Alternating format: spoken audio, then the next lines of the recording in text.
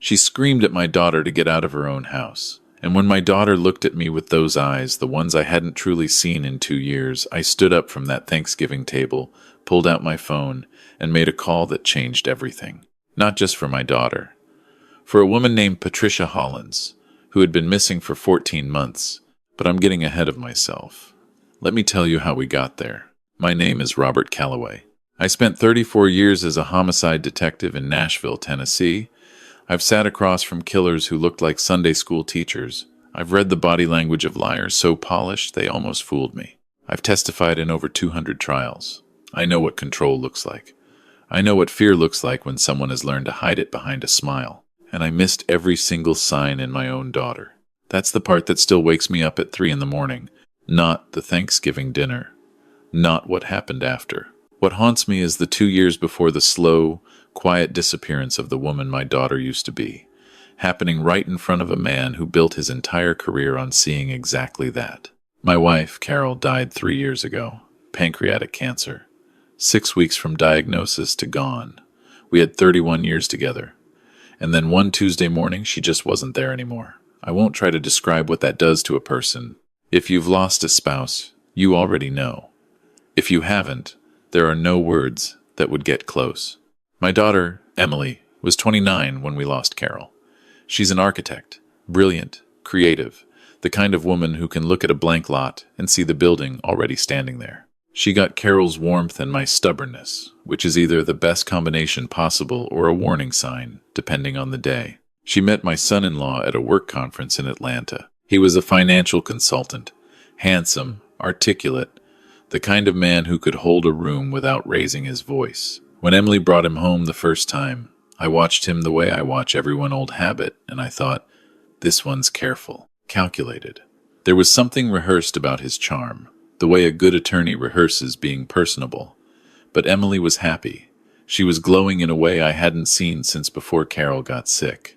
Who was I to read threat into that? Carol would have seen it immediately. She always did. She had this gift for cutting through performance and landing on truth. 6 months before she passed, when Emily first mentioned my son-in-law's name, Carol looked at me across the dinner table with an expression I couldn't quite read. Later, when we were doing dishes, she said quietly, "Robert, I want you to pay attention to that one." I asked her why. She thought about it for a long time before answering. He listens to everything Emily says, but he's not listening to understand her. He's listening to catalog her. I told her she was reading too much into one phone call. That was my first mistake. They got engaged 14 months after they met, married a year after that. I walked Emily down the aisle in a church outside Nashville on a Saturday in April. She was radiant. My son-in-law cried during the vows. I remember thinking, maybe Carol was wrong about him. Carol was not wrong about him. The changes in Emily came gradually, which is exactly how these things work. That's what I tell myself now, when I'm trying to make peace with the fact that a trained investigator didn't see it. Gradual change is the hardest kind to track, especially when grief is fogging every lens you have. She stopped mentioning her work friends. When I asked about her colleague Marcus, the one who'd been her closest collaborator on a hospital redesign project, she just shrugged and said they'd drifted. When I asked about her Thursday night pottery class, something she'd done since college, she said she'd been too tired lately. When I suggested we take the trip Carol always wanted us to take, just the two of us, a week in Savannah, my son-in-law answered before she could. Emily doesn't do well with long trips. She gets anxious. Emily nodded and looked at her plate. I filed that away. But I didn't act on it. I was too deep in my own survival. The first time I noticed something physical, I brushed it off. We met for lunch at a diner near her office, and she was wearing a long-sleeved blouse on a warm October day. When she reached for her coffee, the sleeve shifted. I saw the edge of something yellow-green along her forearm, the tail end of a bruise fading out. I almost asked. I opened my mouth, and then she looked up and caught my gaze, and something in her expression, a micro-flash of something close to panic, made me close my mouth again. She pulled her sleeve back down, changed the subject to whether I wanted to share the apple pie. I drove home that afternoon and sat in my driveway for 20 minutes. I told myself it was nothing. I told myself I was a grieving old man seeing danger in shadows. I told myself my daughter was a capable adult. I told myself she would come to me if she needed me. I was wrong about all of it. My son-in-law's sister, I'll call her what she was, an architect of misery in her own right, had been living in Phoenix for years. She arrived in Nashville the previous spring, following a divorce. By summer, she had a key to my daughter's house. By fall, she was there every day. I met her properly for the first time at a Sunday dinner at their house. She was 42, quick with a joke, the kind of woman who fills a room with sound and uses that noise to keep everyone slightly off balance. She talked over Emily repeatedly, then apologized in a way that wasn't actually an apology. She rearranged the serving dishes on the table without asking. When Emily mentioned a project she was particularly proud of, a school renovation in East Nashville, my son-in-law's sister smiled and said, "That sounds like a lot of stress for a relatively small commission." Emily's face closed like a window being latched. On the drive home that night, I thought about what Carol had said. He listens to catalog her. Now there were two of them doing it. But I still didn't act.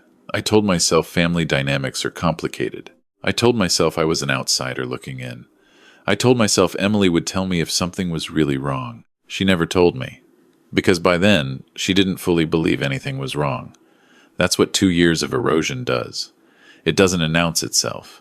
It just slowly convinces you that the smaller, quieter, more careful version of yourself is simply who you've become. Thanksgiving that year was at their house in Brentwood. Emily had been cooking since Wednesday. I arrived at 11 in the morning and found her in the kitchen, moving with the tight efficiency of someone trying very hard not to make a mistake. She hugged me, and I felt how much weight she'd lost. When I held her at arm's length to look at her, she smiled and said, "I'm fine, Dad." The smile was perfect. It didn't reach anything. My son-in-law's sister arrived an hour later with a bottle of wine she'd already opened in the car and a running commentary on everything Emily had prepared. The sweet potatoes were too sweet. The table settings were mismatched. "Emily, you've had months to plan this." Emily said nothing. My son-in-law got home from a morning golf game at noon. He kissed Emily on the cheek in a way that looked affectionate until I watched her shoulders tighten at the contact. He told her the house smelled great. Then, almost as an afterthought, "Did you call the Hendersons about Saturday?" Emily stopped stirring and closed her eyes for half a second. "I forgot. I'm sorry. I'll call them right after you forgot." "Again?" He said it softly. His sister looked up from her phone with a small, private smile. We sat down to eat at 2 o'clock. I watched my son-in-law through the meal the way I used to watch suspects, everything. The hands, the jaw, the way the eyes moved. He was performing graciousness for the first hour, helping himself to food, complimenting the turkey, asking me questions about my cases. But underneath the performance there was a low current of tension, like a wire pulled too tight, and Emily felt it. I could see her feeling it, the slight bracing of her posture every time he reached for something, the way she anticipated his needs before he voiced them, the way she monitored him instead of participating in the conversation. Then she knocked over his wine glass. It wasn't dramatic. She was passing the cranberry sauce and her elbow caught the stem. Red wine spread across the white tablecloth. She gasped and immediately started reaching for her napkin, already apologizing before he'd said a word. He went very still. Emily, that was all. Just her name, but the way he said it made something go cold at the base of my spine. "I'm so sorry. I'll get something to clean it." He grabbed her wrist, not hard enough to leave a mark that would show, but hard enough that she stopped moving instantly. Hard enough that I saw her face change not to pain exactly, but to that particular blankness that happens when someone has learned that going still is safer than reacting. "You are so careless," he said, still soft, still controlled. "You do this constantly. You can't even—" He stopped himself, looked at me, let go of her wrist. His sister said, "She just gets flustered. You know how she is." I stood up. The table went quiet. I hadn't said anything yet. I'd simply stood up, and 34 years of doing exactly this in interrogation rooms had apparently given me a certain quality of stillness that people notice. "Emily," I said, "go get your coat." My son-in-law leaned back in his chair. "Robert, this is a family moment. We're handling it. I see how you handle it. You're being dramatic. It's a glass of wine." "Emily," I didn't look away from him. "Coat." Now, she didn't move. She was looking at the tablecloth, at the spreading stain, and I realized she was calculating not whether to come with me, but whether leaving would make things worse for her later. That calculation. That's when 34 years of professional distance evaporated. Because I recognized it. I'd seen that same arithmetic on the face of every abuse victim I'd ever interviewed. The question was never, am I being hurt? The question was always, what happens to me after? His sister stood up. You can't just walk into someone's home and... I'm her father. I looked at her for exactly 1 second. Sit down. She sat down. I walked around the table, picked up Emily's cardigan from the back of her chair, and held it out to her. She looked up at me. I said, quietly, just for her, I've got you. Let's go. She stood up.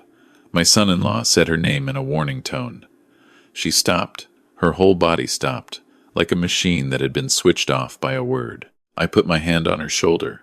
Keep walking. In the entryway, she turned to me and said, Dad, if I leave, it's just going to be worse when. You're not going back, I said. Not tonight. Not until we talk. Her face crumpled, not from surprise, from relief.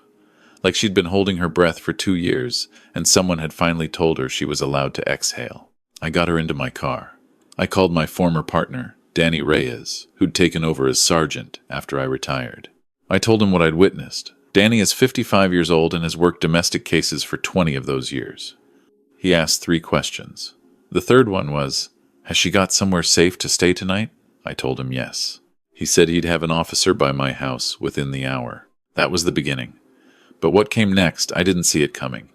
Not even close. The days after Thanksgiving were brutal in the quiet way that slow things are brutal. Emily stayed in her old bedroom in my house. She barely spoke. She ate half a sandwich at lunch and called it enough. I'd find her at 2 a.m, sitting at the kitchen table with her hands wrapped around a cold cup of tea, staring at something I couldn't see. I let her be quiet. I didn't push. I'd interviewed enough survivors to know that silence isn't emptiness, it's processing. It's the psyche doing triage on itself in the dark. On the 3rd day, she told me about the first time he'd hurt her.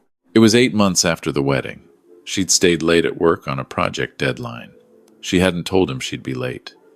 When she got home, he was sitting in the dark in the kitchen. He didn't raise his voice.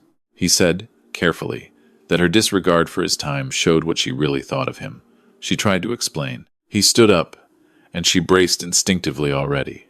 8 months in, she'd learned to brace, and he grabbed her arm and shoved her into the counter. Then he left the room. He came back an hour later with takeout from her favorite restaurant and told her he loved her and he'd just been scared she was hurt. He held her all night. In the morning, it was as if it had never happened. She hadn't told me because she'd needed to believe it was a one-time thing, and because she'd somehow absorbed the logic that coming to me meant failing at her marriage. His voice over 2 years, she said. You make everything dramatic. You can't handle normal conflict. You've always been too sensitive. I sat across from my daughter in my own kitchen and listened to her describe the systematic dismantling of her sense of reality.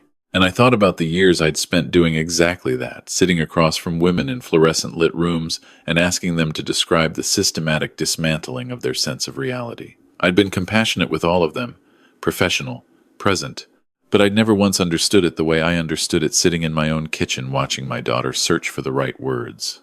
I went to bed that night and lay in the dark and made myself stay with the full weight of what I'd missed. That's not something I recommend, but I think it was necessary. You have to look at your failure clearly before you can do anything useful with it. The next morning, Danny called. He said he needed me to come in. Not to give a statement, I'd already done that.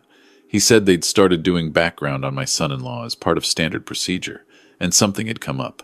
I left Emily with my neighbor, Dorothy, who is 70 years old and grew up in rural Arkansas and is approximately the most formidable woman I've ever met. I told Dorothy to not open the door for anyone. She told me she had a system for that. I believed her.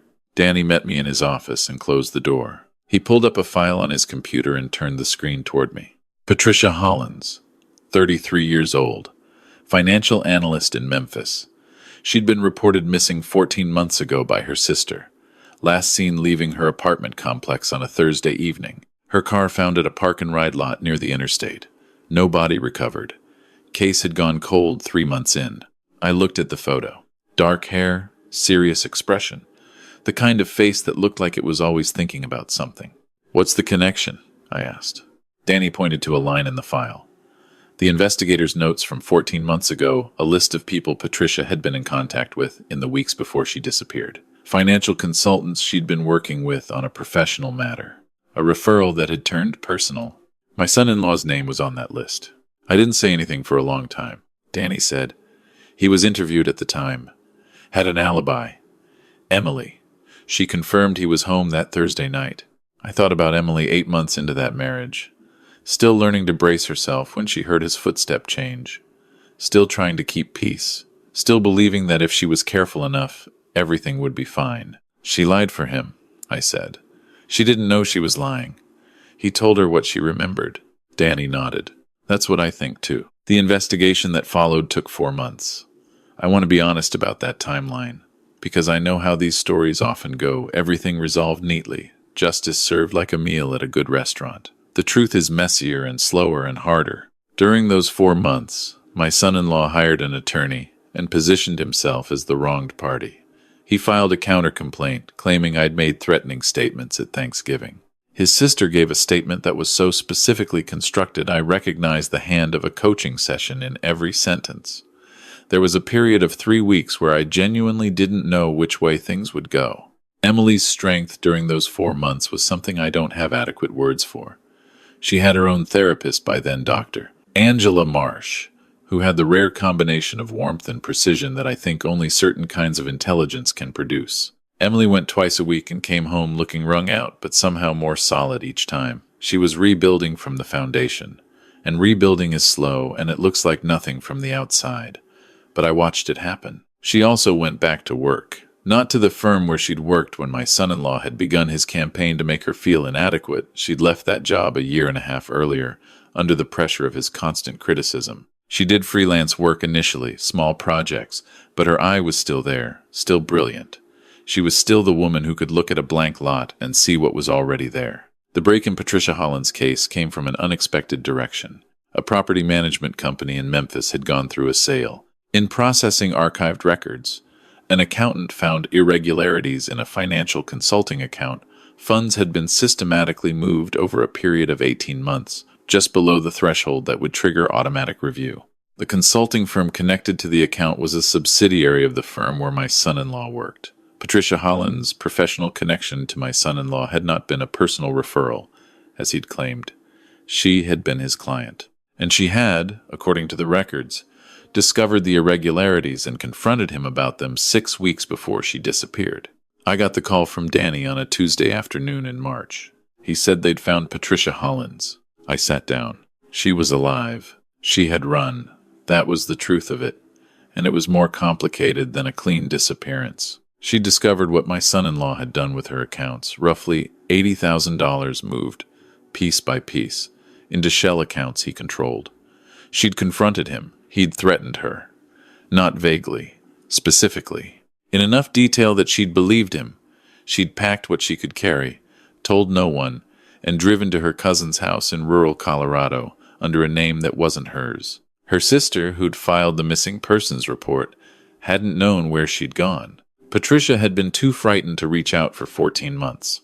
When she heard that my son-in-law was under investigation, she called a Nashville attorney from a gas station payphone in a town 3 hours from where she was staying. She said later that she'd called from a payphone because she still didn't trust her cell phone. She testified in 2 trials. The financial fraud case was first. My son-in-law's attorney argued that Patricia had consented to the transfers, that it was a complex arrangement that looked improper but wasn't. The financial records said otherwise. So did 11 months of documented transaction history and 2 witnesses from his former firm, who had, apparently, had suspicions of their own for some time and chose this moment to share them. He was convicted of wire fraud and theft by deception. 7 years. His sister, it emerged during discovery, had known about the financial scheme. She'd been receiving a share of it. She'd moved to Nashville partly to help manage the risk of Emily finding out. She was convicted of conspiracy. 2 years. The restraining order Emily had filed was permanent. I sat in the courtroom for both verdicts. Emily sat next to me. She didn't cry when the first verdict was read, or the second. She sat very still, and then she took a slow breath, and I felt some of the tension she'd been carrying release. Not all of it. Healing doesn't announce itself with a verdict, but some of it. We went to dinner that night, just the two of us, at a small Italian place in East Nashville that we'd loved when she was a teenager. She ordered the pasta she always used to get. She ate all of it. She told me about a project she'd been asked to take on a community center in a neighborhood that had been without one for 20 years. She talked about it the way she used to talk about her work, with her hands moving and her voice animated and her eyes focused somewhere I couldn't see, somewhere in the future where the building was already standing. I watched my daughter and thought about Carol. She would have seen it. She did see it. Before the cancer, before Emily and my son-in-law were even married. She'd said, "Trust me on this one," and I'd patted her hand and changed the subject. I carry that with me. I think I always will. Not as punishment, I've done enough reckoning on that front, but as a reminder of what seeing someone clearly actually requires. It requires you to be present, fully, uncomfortably, inconveniently present. It's easier to believe what we want to believe about the people around us. It's easier to let things stay quiet. I spent a career knowing that, and still chose the easy version when it was my own family. That's the truth I'd rather not have learned, but I'm grateful I know it now. Patricia Hollins testified on the last day of the second trial. She was composed and specific and precise, and afterward she shook Emily's hand in the hallway outside the courtroom. They didn't speak for long, but I watched them stand there together, two women who'd been targeted by the same man for the same reason, because they were capable and independent and therefore threatening, and something in their posture was the same. A kind of recognition. A kind of quiet, mutual acknowledgement of having survived a thing that shouldn't have had to be survived. Emily called me on a Sunday evening about 2 months after the second verdict. She said she wanted me to meet someone. His name is James. He's a civil engineer, 41 years old. Easy laugh. The kind of man who listens when you talk, and then asks the question that shows he was actually paying attention. When I shook his hand at dinner, he looked me in the eye without performing anything. He asked Emily what she wanted from the menu before he looked at his own. When she started talking about the community center project, he stopped eating and just listened, and the look on his face was the plainest version of respect I've ever seen on a person. After dinner, walking to my car, Emily fell into step beside me. She slipped her hand into mine the way she used to when she was small, when we'd walk to the ice cream place on summer evenings and the whole world seemed like it had plenty of time. "You okay?" she asked. I thought about 34 years sitting across from people in rooms with no windows. I thought about the Tuesday Carol wasn't there. I thought about a Thanksgiving table and a glass of wine and my daughter going still like a machine that had been switched off. "Yeah," I said. "I think I finally am." She squeezed my hand.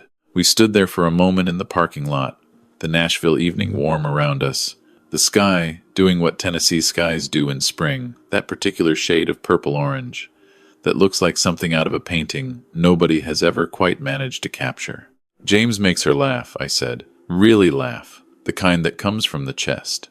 Emily looked at me sideways. "Detective mode? Old habit," she smiled. And this time it went all the way up. "I want to say something to you before I finish.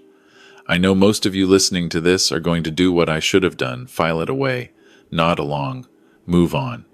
Maybe that's fine. Maybe everything in your world is actually fine. But if there's a part of you that recognized something in this story, if there's a person in your life you've been watching change, getting quieter, smaller, more apologetic, more careful, I'm asking you to stop waiting for the obvious sign. The obvious sign usually comes too late. Watch for the small ones. The sleeve pulled down over a warm weather wrist. The pause before answering a question about how they're doing. The way they look at you when they think no one is watching, that searching, exhausted look of someone who needs to be seen but has forgotten how to ask for it. See them before they disappear? And if you're the one in that situation right now, if you're reading the room every single day, making yourself smaller so someone else can feel bigger, I want you to hear this from a man who spent 3 decades watching women survive exactly what you're surviving. You are not too sensitive. You are not difficult. You are not the problem. And you are not alone. The first hit is not a one-time thing. The first isolation is not reasonable compromise. The first time your laughter stops reaching your eyes is the sign you already have everything you need to know. Don't wait for a Thanksgiving dinner. Don't wait for me to show up. Comment below and tell me if you've been there, what finally made you see it clearly. And if you've never been there, who in your life might need you to pay attention right now? Tell me where you're watching from. I read every single one.